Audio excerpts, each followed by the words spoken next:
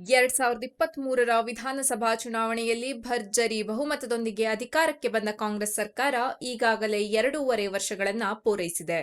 ಅಧಿಕಾರಕ್ಕೆ ಬಂದ ದಿನದಿಂದಲೇ ಯಾರು ಸಿಎಂ, ಯಾರು ಡಿಸಿಎಂ ಅನ್ನೋ ಚರ್ಚೆ ಕಾಂಗ್ರೆಸ್ ಒಳಗೆ ನಿಂತಿಲ್ಲ. 2025 ಅಂತೂ ಕಾಂಗ್ರೆಸ್ ಪಾಲಿಗೆ ಬಣಬಡಿದಾಟದ ವರ್ಷವೇ ಆಗಿತ್ತು. ನಾಯಕತ್ವ ಬದಲಾವಣೆ ಮಾತು, ಸಿದ್ದರಾಮಯ್ಯ ಡಿಕೆ ಶಿವಕುಮಾರ್ ನಡುವಿನ ಕುರ್ಚಿ ಕದನ, ಹೈಕಮಾಂಡ್ ಹಸ್ತಕ್ಷೇಪ, ಈ ಎಲ್ಲದರ ನಡುವೆ ಸರ್ಕಾರ ತನ್ನ 5 ಗ್ಯಾರಂಟಿಗಳ ಜಾರಿಗೆ ಒತ್ತು ಕೊಟ್ಟು ಮುಂದೆ ಸಾಗಿತು. ಇದೀಗ 2026ಕ್ಕೆ ಕಾಲಿಟ್ಟಿರುವ ಕಾಂಗ್ರೆಸ್ ಹೊಸ ವರ್ಷದಲ್ಲಿ ಒಗ್ಗಟ್ಟಿನ ಮಂತ್ರ ಜಪಿಸಿದೆ. ಸಿಎಂ ಸಿದ್ದರಾಮಯ್ಯ ಮತ್ತು ಡಿಸಿಎಂ ಡಿಕೆ ಶಿವಕುಮಾರ್ ಇಬ್ಬರು ಒಂದೇ ವೇದಿಕೆಯಲ್ಲಿ ರಾಜ್ಯದ ಸರ್ವಾಂಗೀಣ ಅಭಿವೃದ್ಧಿಗೆ ಶಪಥ ಮಾಡುತ್ತಿದ್ದಾರೆ. ಆದರೆ ಈ ಒಗ್ಗಟ್ಟಿನ ಘೋಷಣೆಗೆ ನಿಜವಾದ ಪರೀಕ್ಷೆ ಎದುರಾಗೋದು ಚುನಾವಣೆಗಳ ಮೂಲಕ. ಕಾರಣ 2026ರಲ್ಲಿ ಕರ್ನಾಟಕದಲ್ಲಿ ಬರೋಬ್ಬರಿ 8 ಚುನಾವಣೆಗಳು ನಡೆಯಲಿವೆ. ವಿಧಾನಸಭಾ ಚುನಾವಣೆಗಳಿಂದ ಹಿಡಿದು ಗ್ರಾಮ ಪಂಚಾಯಿತಿ, ಮಹಾನಗರ ಪಾಲಿಕೆ, ಜಿಬಿಎವರೆಗೂ ಇದು ಕೇವಲ ಚುನಾವಣೆಗಳ ವರ್ಷ ಅಲ್ಲ, ಕಾಂಗ್ರೆಸ್ ಸರ್ಕಾರಕ್ಕೆ ಪ್ರತಿಷ್ಠೆಯ ವರ್ಷದಂತಿದೆ. 2 ವಿಧಾನಸಭಾ ಕ್ಷೇತ್ರಗಳಲ್ಲಿ ಉಪಚುನಾವಣೆ. ಬಾಗಲಕೋಟೆಯಲ್ಲಿ ಶಾಸಕ ಎಚ್.ವೈ. ಮೇಟಿ ಹಾಗೂ ದಾವಣಗೆರೆ ದಕ್ಷಿಣದಲ್ಲಿ ಹಿರಿಯ ನಾಯಕ ಶಾಮನೂರು ಶಿವಶಂಕರಪ್ಪ ಅವರ ನಿಧನದಿಂದ ಈ ಕ್ಷೇತ್ರಗಳು ತೆರವಾಗಿವೆ. ಈ 2 ಕ್ಷೇತ್ರಗಳು ಕಾಂಗ್ರೆಸ್ಗೆ ರಾಜಕೀಯವಾಗಿ ಬಹಳ ಮಹತ್ವದವು. ದಾವಣಗೆರೆ ದಕ್ಷಿಣ ಅಂತೂ ಶಾಮನೂರು ಅವರ ಪ್ರಭಾವದಿಂದ ಕಾಂಗ್ರೆಸ್ ಕೋಟೆಯಂತೆ ಇದ್ದ ಕ್ಷೇತ್ರ. ಇಲ್ಲಿ ಅಭ್ಯರ್ಥಿ ಆಯ್ಕೆ, ಪಕ್ಷದ ಒಳಸಂಘರ್ಷ, ಸ್ಥಳೀಯ ಸಮೀಕರಣಗಳು ಎಲ್ಲವೂ ಸರ್ಕಾರದ ಪ್ರತಿಷ್ಠೆಗೆ ನೇರವಾಗಿ ತಾಕಲಿವೆ. ಬಾಗಲಕೋಟೆಯಲ್ಲೂ ಕಾಂಗ್ರೆಸ್ ಬಿಜೆಪಿ ನಡುವೆ ನೇರ ಹಣಾಹಣಿ ನಿರೀಕ್ಷೆ ಇದೆ. ಫೆಬ್ರವರಿ-ಮಾರ್ಚ್ನಲ್ಲಿ ಈ ಉಪಚುನಾವಣೆ ನಡೆದರೆ ಸರ್ಕಾರದ ಮೇಲಿನ ಜನಾಭಿಪ್ರಾಯದ ಮೊದಲ ರಿಪೋರ್ಟ್ ಕಾರ್ಡ್ ಇದಾಗಲಿದೆ. ವಿಧಾನ ಪರಿಷತ್ ಚುನಾವಣೆಗೂ ಸಿದ್ಧತೆ. ಇದಾದ ಮೇಲೆ ವಿಧಾನ ಪರಿಷತ್ ಚುನಾವಣೆ. ಶಿಕ್ಷಕರ ಮತ್ತು ಪದವೀಧರರ ಕ್ಷೇತ್ರಗಳ 4 ಸ್ಥಾನಗಳಿಗೆ 2026ರ ನವೆಂಬರ್ ವೇಳೆಗೆ ಚುನಾವಣೆ ನಡೆಯಲಿದೆ. ಈ ಕ್ಷೇತ್ರಗಳು ಸಾಮಾನ್ಯವಾಗಿ ಸರ್ಕಾರದ ಕಾರ್ಯಕ್ಷಮತೆ, ಆಡಳಿತದ ಮೇಲಿನ ಅಸಮಾಧಾನ ಅಥವಾ ಒಲವನ್ನ ನೇರವಾಗಿ ಪ್ರತಿಬಿಂಬಿಸುತ್ತವೆ.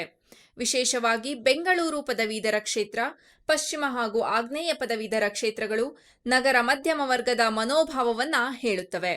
ಇಲ್ಲಿ ಕಾಂಗ್ರೆಸ್ ಗೆಲುವು ಸಾಧಿಸಿದರೆ ನಗರ ಮತದಾರರು ಇನ್ನೂ ನಮ್ಮ ಜೊತೆಗಿದ್ದಾರೆ ಅನ್ನೋ ಸಂದೇಶ ಹೋಗುತ್ತದೆ. ಸೋತರೆ ಅದು ಎಚ್ಚರಿಕೆಯ ಗಂಟೆಯಾಗಲಿದೆ. ಜಿಬಿಎ ಚುನಾವಣೆಗೂ ಅಖಾಡ ಸಜ್ಜು. ಮುಖ್ಯವಾಗಿ ಗಮನ ಸೆಳೆಯೋದು ಗ್ರೇಟರ್ ಬೆಂಗಳೂರು ಪ್ರಾಧಿಕಾರ ಅಂದ್ರೆ ಜಿಬಿಎ ಚುನಾವಣೆ. 5 ಪಾಲಿಕೆಗಳು, ಒಟ್ಟು 369 ವಾರ್ಡ್ಗಳು. ಇದು ಕೇವಲ ಸ್ಥಳೀಯ ಸಂಸ್ಥೆಗಳ ಚುನಾವಣೆ ಅಲ್ಲ, ಕಾಂಗ್ರೆಸ್ ಬಿಜೆಪಿ ನಡುವೆ ಬೆಂಗಳೂರಿನ ಹಿಡಿತಕ್ಕಾಗಿ ನಡೆಯುವ ಮಹಾಯುದ್ಧ. ಈಗಾಗಲೇ ಕಾಂಗ್ರೆಸ್ ಟಿಕೆಟ್ ಆಕಾಂಕ್ಷಿಗಳಿಂದ ಅರ್ಜಿ ಆಹ್ವಾನಿಸಿದ್ದು, ಬಿಜೆಪಿ ಮತ್ತು ಜೆಡಿಎಸ್ ಕೂಡ ತಯಾರಿಯಲ್ಲಿವೆ. ಬೆಂಗಳೂರು ಎಂದರೆ ತೆರಿಗೆ, ಮೂಲಸೌಕರ್ಯ, ರಸ್ತೆ, ನೀರು, ಡ್ರೇನೇಜ್ ಎಲ್ಲದರ ಮೇಲೂ ಜನರ ಅಸಮಾಧಾನ ಜಾಸ್ತಿ. ಇಲ್ಲಿ ಕಾಂಗ್ರೆಸ್ ಉತ್ತಮ ಫಲಿತಾಂಶ ತಂದುಕೊಂಡ್ರೆ ಬೆಂಗಳೂರು ನಮ್ಮ ಕೈಯಲ್ಲಿದೆ ಅನ್ನೋ ಆತ್ಮವಿಶ್ವಾಸ ಬರಲಿದೆ. ಇಲ್ಲವಾದರೆ ನಗರ ರಾಜಕೀಯದಲ್ಲಿ ಕಾಂಗ್ರೆಸ್ಗೆ ದೊಡ್ಡ ಹಿನ್ನಡೆ ಆಗಬಹುದು. ತಾಲೂಕು ಮತ್ತು ಜಿಲ್ಲಾ ಪಂಚಾಯಿತಿ ಚುನಾವಣೆ. ಇದಕ್ಕೆ ಜೊತೆಯಾಗಿ ತಾಲೂಕು ಪಂಚಾಯಿತಿ ಮತ್ತು ಜಿಲ್ಲಾ ಪಂಚಾಯಿತಿ ಚುನಾವಣೆಗಳು. 239 ತಾಲೂಕು ಪಂಚಾಯಿತಿಗಳ 3671 ಕ್ಷೇತ್ರಗಳು ಮತ್ತು 31 ಜಿಲ್ಲೆಗಳ 1130 ಜಿಲ್ಲಾ ಪಂಚಾಯಿತಿ ಕ್ಷೇತ್ರಗಳಿಗೆ ಚುನಾವಣೆ ವರ್ಷಗಳಿಂದ ಬಾಕಿ ಇದೆ. ಮೀಸಲಾತಿ ಪುನರ್ವಿಂಗಡಣೆ, ನ್ಯಾಯಾಲಯದ ವಿಚಾರಗಳು ಅಡ್ಡಿಯಾಗಿದ್ದರೂ ಸರ್ಕಾರ ಬಯಸಿದರೆ 2026ರ ಏಪ್ರಿಲ್-ಮೇನಲ್ಲಿ ಚುನಾವಣೆ ನಡೆಸೋದು ಅಸಾಧ್ಯ ಅಲ್ಲ. ಈ ಚುನಾವಣೆಗಳು ಗ್ರಾಮೀಣ ಕರ್ನಾಟಕದ ನಾಡಿ ಮಿಡಿತವನ್ನ ತೋರಿಸುತ್ತವೆ. ಕಾಂಗ್ರೆಸ್ ಗ್ಯಾರಂಟಿಗಳು ಹಳ್ಳಿಗಳಲ್ಲಿ ಎಷ್ಟು ಕೆಲಸ ಮಾಡಿವೆ ಅನ್ನೋದನ್ನ ಇಲ್ಲಿ ಸ್ಪಷ್ಟವಾಗಿ ನೋಡಬಹುದು. ಗ್ರಾಮ ಪಂಚಾಯಿತಿ ಚುನಾವಣಾ ಗುದ್ದಾಟ. ಇನ್ನೊಂದು ದೊಡ್ಡ ಅಸ್ತ್ರ ಗ್ರಾಮ ಪಂಚಾಯಿತಿ ಚುನಾವಣೆ. ಸುಮಾರು 6,000ಕ್ಕೂ ಹೆಚ್ಚು ಗ್ರಾಮ ಪಂಚಾಯಿತಿಗಳ ಅವಧಿ ಮುಗಿಯುತ್ತಿದೆ. ಬಿಜೆಪಿ ಮತ್ತು ಜೆಡಿಎಸ್ ಸ್ಥಳೀಯ ಸಂಸ್ಥೆಗಳ ಚುನಾವಣೆಯಲ್ಲಿ ಪ್ರತ್ಯೇಕವಾಗಿ ಸ್ಪರ್ಧಿಸುವುದಾಗಿ ಘೋಷಣೆ ಮಾಡಿದ್ದಾರೆ. ಅಂದ್ರೆ ಕಾಂಗ್ರೆಸ್ ಎದುರು ವಿಭಜಿತ ಪ್ರತಿಪಕ್ಷ. ಇದು ಕಾಂಗ್ರೆಸ್ಗೆ ಅವಕಾಶವೂ ಹೌದು, ಅಪಾಯವೂ ಹೌದು. ಹಳ್ಳಿಗಳಲ್ಲಿ ಕಾಂಗ್ರೆಸ್ ತನ್ನ ಸಂಘಟನೆ ಬಲಪಡಿಸಿಕೊಳ್ಳಲು ಇದೊಂದು ದೊಡ್ಡ ಚಾನ್ಸ್. ಆದರೆ ಅಭ್ಯರ್ಥಿ ಆಯ್ಕೆ ತಪ್ಪಿದ್ರೆ, ಒಳಜಗಳ ಹೆಚ್ಚಿದ್ರೆ ಲಾಭ ಕೈತಪ್ಪಬಹುದು. ಮಹಾನಗರ ಪಾಲಿಕೆ ಚುನಾವಣೆಯಲ್ಲಿ ಮಹಾಯುದ್ಧ. ಇದರ ಜೊತೆ ಮಹಾನಗರ ಪಾಲಿಕೆ ಚುನಾವಣೆಗಳು. ಶಿವಮೊಗ್ಗ, ಮೈಸೂರು, ದಾವಣಗೆರೆ, ತುಮಕೂರು ಮತ್ತು ಮಂಗಳೂರು ಈ 5 ನಗರಗಳಲ್ಲಿ ಮತದಾರರ ಪಟ್ಟಿ ಅಂತಿಮವಾಗಿದೆ. ಸರ್ಕಾರ ಮೀಸಲಾತಿ ಪಟ್ಟಿ ನೀಡಿದ ಕೂಡಲೇ ಚುನಾವಣೆ ನಡೆಯಲಿದೆ. ಈ ನಗರಗಳು ಪ್ರಾದೇಶಿಕ ರಾಜಕೀಯವಾಗಿ ಬಹಳ ಮುಖ್ಯ. ಮೈಸೂರು ಕಾಂಗ್ರೆಸ್ ಗಡಸುಗಟ್ಟಿದ ನೆಲೆ ಎಂದರೆ ಮಂಗಳೂರು ಮತ್ತು ಶಿವಮೊಗ್ಗ ಬಿಜೆಪಿಯ ಪ್ರಭಾವದ ಪ್ರದೇಶಗಳು.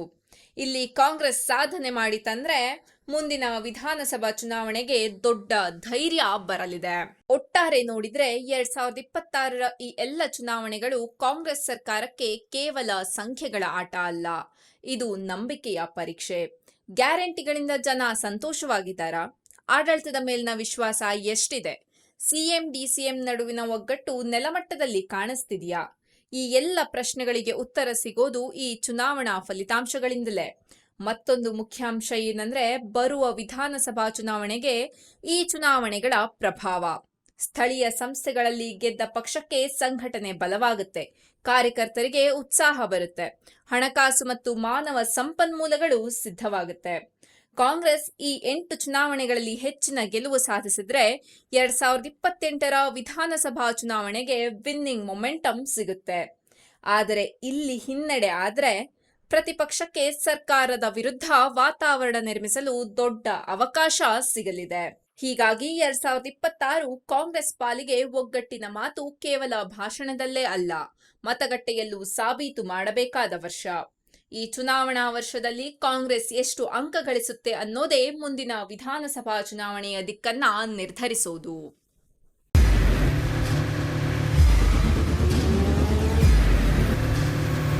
ಪ್ರಜಾಮಾರ್ಗ ನ್ಯೂಸ್, ಇದು ಜನಸಾಮಾನ್ಯರ ಧ್ವನಿ. ನಮಸ್ಕಾರ. ನೀವು ನೋಡ್ತಾ ಇದ್ದೀರಾ ಪ್ರಜಾಮಾರ್ಗ ನ್ಯೂಸ್. ರಾಷ್ಟ್ರದ ರಾಜ್ಯದ ರಾಜಕೀಯದ ಬಗ್ಗೆ ಹೆಚ್ಚಿನ ಸಿನಿಮಾ ಅಪ್ಡೇಟ್ಗಳಿಗಾಗಿ ಫಸ್ಟ್ ಲೈಕ್ ಮಾಡಿ, ಸಬ್ಸ್ಕ್ರೈಬ್ ಆಗಿ, ಹಾಗೆ ಫಾಲೋ ಕೂಡ ಮಾಡಬೇಕು.